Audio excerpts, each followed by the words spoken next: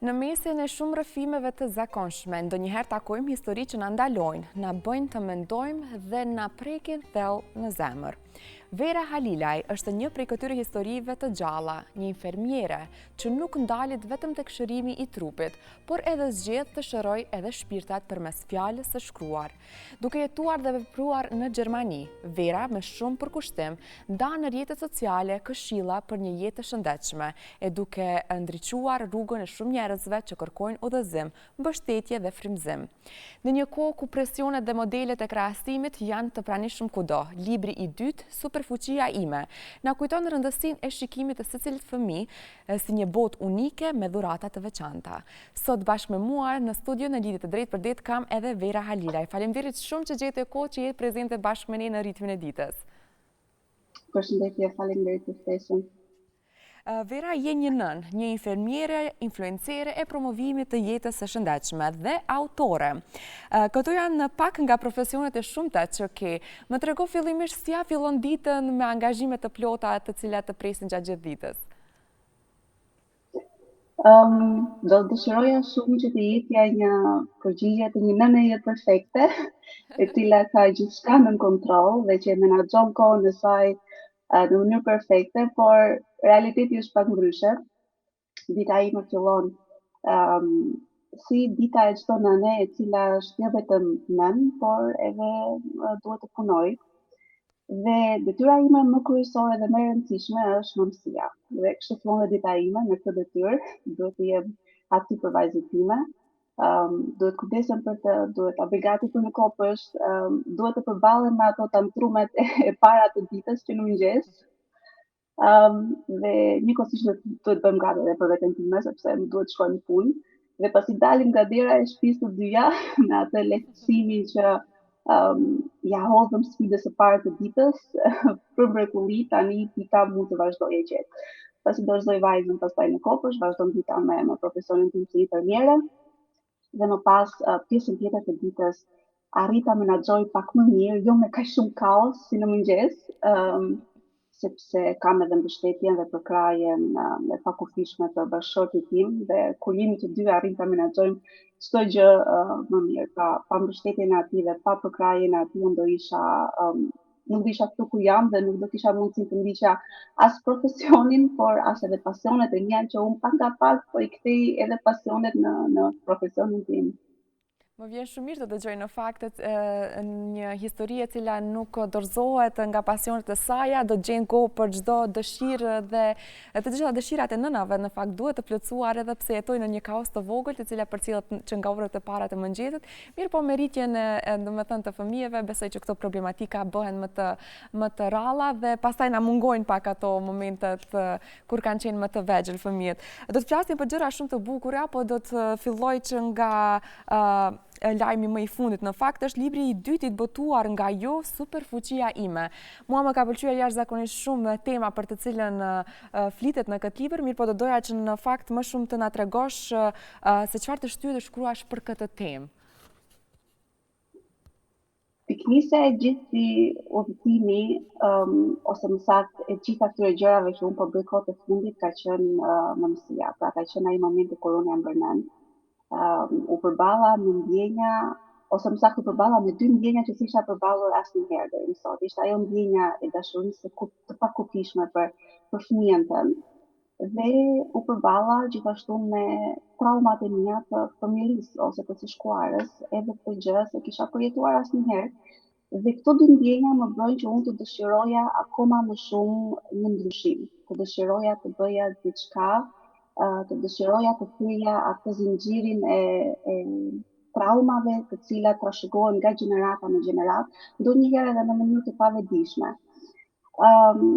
Dhe në një botë ku krahasimi është kthyer në diçka normale, dhe krahasimi jo vetëm ndërmjet fëmijëve, që e bëjmë edhe nëna ndonjëherë në mënyrë automatike të pavetëdijshme, por edhe krahasimi ndërmjet të rritërve. Ja, shiko, ai ka makinë më të mirë se unë, ajo ka çantë më të shtrenjtë, ai ka telefonin më të fundit.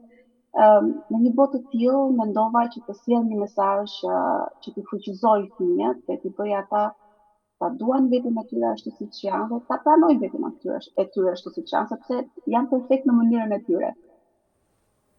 Po ashtu dua të di, pak e përmendet që i inspiruar nga këto ndjenja të cilat janë paraqitur, të themi kanë dalur në shesh pas disa viteve, mirë po, cilat janë pasojat emocionale që vëren tek fëmia që janë më shpesh të krahasuar nga të tjerët? Cilat janë disa nga pasojat emocionale që shfaqen? Fëmijët që krahasohen shpesh me të tjerët, shpeshherë janë ata fëmijë të cilët u mbasin dhe vetbesimin. Ja fëmijë që fillojnë ta shikojnë veten më pak se ç'janë, ta shikojnë veten më të vegjël se të tjerët, dhe fillojnë mos ta duan veten. Fillojnë të mendojnë që dikush tjetër është gjithmonë më i mirë se ata dhe s'ka rëndësi se çfarë unë bëj, dikush tjetër do dalë gjithmonë më i mirë se unë. Dhe këto ndjenja mund t'i marrë fëmia, këto ndjenja dhe këto frikra që krijon, mund t'i marrë dhe në vete për gjithë jetën dhe këtë gjë mund ta krahasoj, mund ta shoqëroj fëmijën për gjatë gjithë jetës dhe në jetën si rritur dhe në jetën adulte. Gjithmonë me atë frikën që do ndihemi i papranuar nëse unë tregoj se kush jam vërtet, nëse unë tregoj se si jam unë. Mendon Vera që në kulturën tonë është pak më shumë e dalluar ky krahasimi tek fëmijët, apo mendon që është një problematikë botërore të themi?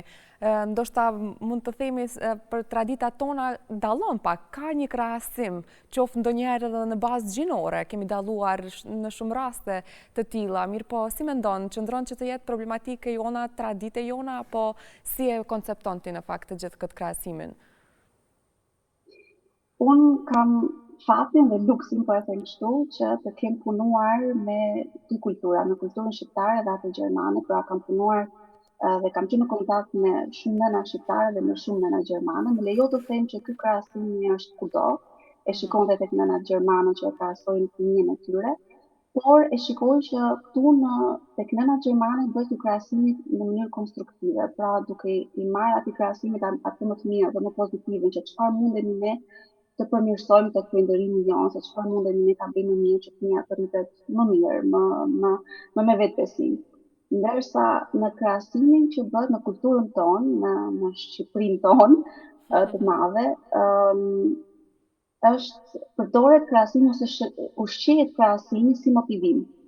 Pra e përdorim krahasimin ndonjëherë dhe pa qëllim të keq, si diçka që hase do ta motivoj fëmijën nëse e krahasoj me shokun apo me shoqen dhe po e marrim si shembull që tek pjata e ushqimit. Haje pjatën deri në fund se shoqja jote shika, ajo e ka ngrënë pjatën, është vajzë e mirë, ti nuk je vajzë e mirë. Më e zakonshmja është edhe punët, vajza në fakt, e komshiut ka kryer të gjitha punët dhe ne nuk i kemi kryer ende. Kjo është një ndër më të zakonshmet. Po, dhe kjo realiteti në fakt është që fëmia thjesht humbet vetbesimin dhe mendon që mos jam i mirë kështu siç jam, tjetri është gjithmonë më i mirë se unë dhe mendoj se duhet përqendrohemi më tepër tek mbështetja dhe tek pranimi. Me siguri. Unë gjithashtu dua të flas edhe për mesazhin që të dëshiron që të depërtoj pas botimit të librit tënd tek prindërit dhe tek fëmijët që do ta lexojnë librin. Cili do të ishte mesazhi jot që do të doje të arrinte deri tek lexuesit? Mesazhin për fëmijët dua ta them në mënyrë një afirmim që të dashur fëmijë jeni ne ju duam, ju jeni shumë të mirë kështu siç jeni, jeni perfekt, jemi të lumtur që ju jeni pjesë e kësaj bote dhe bota është e lumtur dhe më e bukur kur ju jeni pjesë e saj, kështu që duajeni dhe ju veten kështu siç jeni. Ndërsa mesazhi që dua t'i jap prindërve, janë dy mesazhe në fakt. Mesazhi i parë është që instinkti, dëgjoni instinktin tuaj. Zoti na ka dhënë neve prindërve një dhuratë shumë të madhe që është instinkti nënës dhe instinkti babës. Dhe ky instinkt nuk gabon asnjëherë, kështu që dëgjojeni gjithmonë se çfarë ju thotë, pavarësisht se ç'thot shoqëria, pavarësisht se ç'thon ekspertët dhe ku diun, nëse ju keni atë instinktin tuaj që ju ngacmon dhe ju thotë gjërat e tjera, dëgjoni sepse nuk gabon kurrë. Ndërsa mesazhi i dytë është fjala. Keni kujdes se si flisni me fëmijën tuaj, sepse fjala ka një peshë shumë të madhe në jetën e fëmijës dhe një ndikim shumë të madh në jetën e fëmijës. Zgjidhni fjalët tuaja, sepse fjalët tuaja bëhen zëri i brendshëm i fëmijës tuaj. Me siguri është një mesazh shumë i bukur që duhet në fakt të depërtoj tek të gjithë, jo vetëm edhe tek prindërit dhe fëmijët, mirë po edhe tek ata të cilët punojnë me fëmijët dhe janë në kontakt direkt me ta. Unë njëkohësisht Vera do të flasë pak edhe për librin tënd të parë, Lotët e Larës. Si ishte, domethënë fillimi, si vendosa që të shkruaje një libër, si ishte fillimi, të themi, i një rrugtimi tënd që tani më është kompletuar me 2 libra deri më tani. Më trego pak më shumë për librin dhe për fillimet e tua si autore. Si që thashë, piknisja ime e gjitha këtyre ka qenë mëmësia dhe piknisja ose ajo shkëndija e librit të parë ka qenë vajza ime. Domethënë, unë atë libër ja kam përkushtuar asaj. Ai libër është sikur duke folur për vajzën time.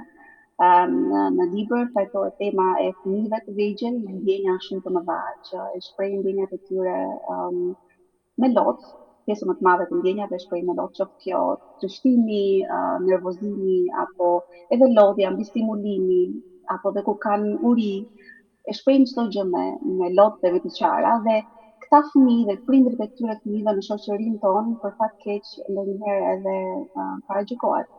Dhe kështu me këto paragjykime janë përballur edhe unë dhe vajza ime. Unë jam përballur me ato shprehjet, ju nënat e sotme nuk dini të prindëroni, juve po i tërgoni, po i përkëdhelni fëmijët. Ju po rrisni fëmijë të dobët, nuk po rrisni fëmijë të fortë.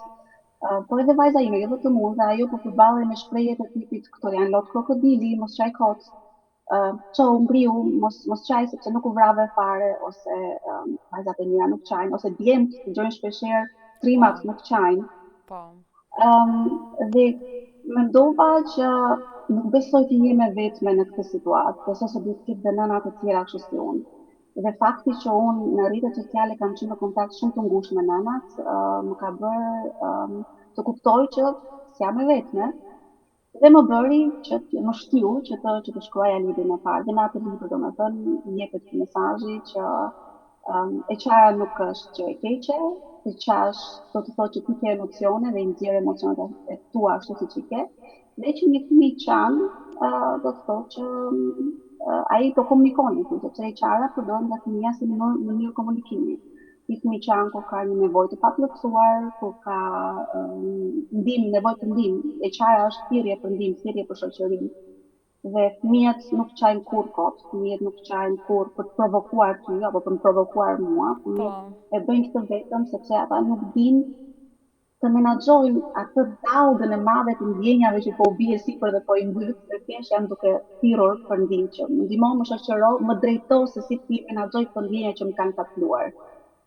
Shumë e vërtetë dhe më vjen shumë mirë që një ndër pasionet e tua tashmë ka rezultuar edhe me 2 libra dhe ke gjetur të themi rrugën e drejtë për të shkruar për gjërat të cilet tani më edhe ke mbështetje në rrjetet sociale, pra gjen mbështetje edhe nga nënat të cilat të themi kanë problematikat shumë të ngjashme apo krejtësisht të njëjta. Vera, ne të njohim ty edhe nga rrjetet sociale. Na trego pak më shumë se si nisi ky udhëtimi yt, po ashtu je edhe një infermiere, ke studiuar domethënë në Shqipëri apo në Gjermani, të njoftohemi pak më shumë me imazhin tënd dhe si ka qenë rrugtimi yt në rrjetet sociale. E gjithë kjo ideja për të publikuar në rrjetet sociale më ka ardhur në momentin kur unë jam certifikuar si konsulente gjumi për beba dhe fëmijë në moshën 3 vjeçare.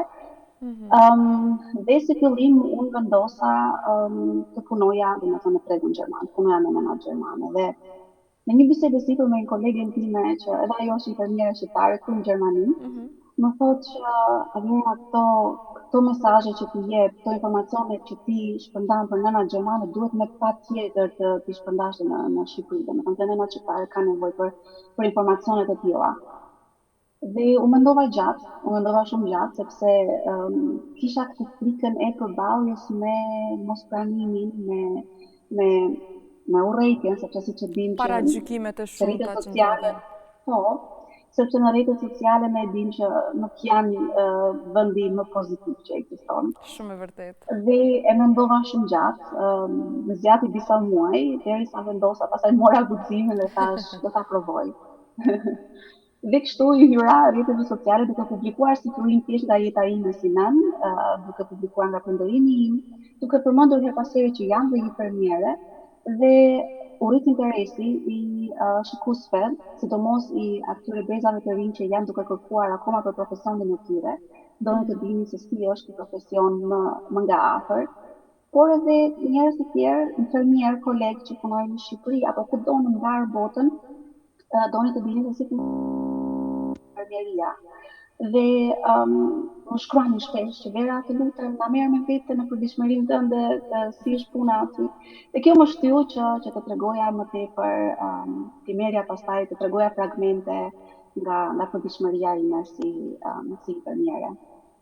Unë jam shumë e sigurt që sukseset vetëm se kam filluar për ty qoftë edhe në profesionin tënd apo edhe në rrjetet sociale si një influencere e cila mund të themi që ka edhe profesionin e saj për këshillat që ndam. Pra është një vend i sigurt ku ne mund të besojmë këshillave tua, pasi që është edhe profesioni jot, mirë po tani edhe një autore mjaft e suksesshme.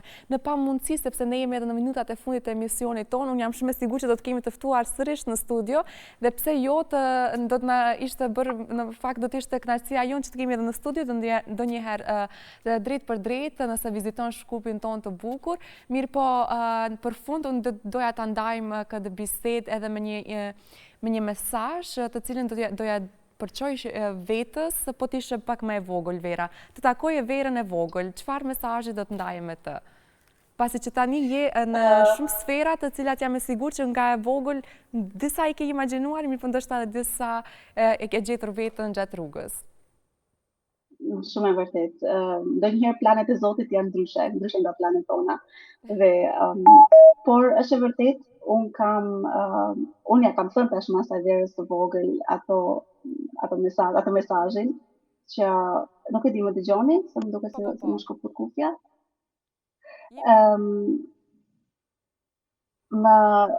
Mesazhi që unë i jap ose ajo që dua t'i them asaj Verës së vogël është që vazhdo të jesh kaq guximtare si je dhe kaq këmbgulse, sepse në fëmijërinë time në fakt kjo guximi dhe këmbgulja konsideroheshin si pamaturi dhe kokëfortësi. Dhe për një vajzë ishte ti duhet të jesh më tolerante, ti duhet të jesh më e tërhequr, duhet të jesh më kokëulur, mos i kaq kokëfort, mos i kështu. Dhe këto ishin dy virtyte në fakt që unë i kisha, që i kam zbuluar më vonë, dhe ja që më kanë dashur të do i them asaj Verës, vazhdo të jesh kaq kokëfort si je, sepse do të duhet në jetë. Faleminderit shumë për këto mesazhe të bukura dhe faleminderit shumë që ndave kohën të jesh së bashku me ne për të ndarë edhe librin tënd të dytë të botuar më të ri, Superfuqia ime. Për të gjithë ata që duan në fakt ta kenë këtë librin, le të drejtohen në rrjetet sociale tek Vera Halilaj, ku mund ta gjeni edhe librin me të gjitha informacionet e duhura. Faleminderit shumë edhe një herë për kohën dhe deri në takimin tonë të radhës të uroj shëndet të plotë. Shumë faleminderit për ftesën. Faleminderit shumë.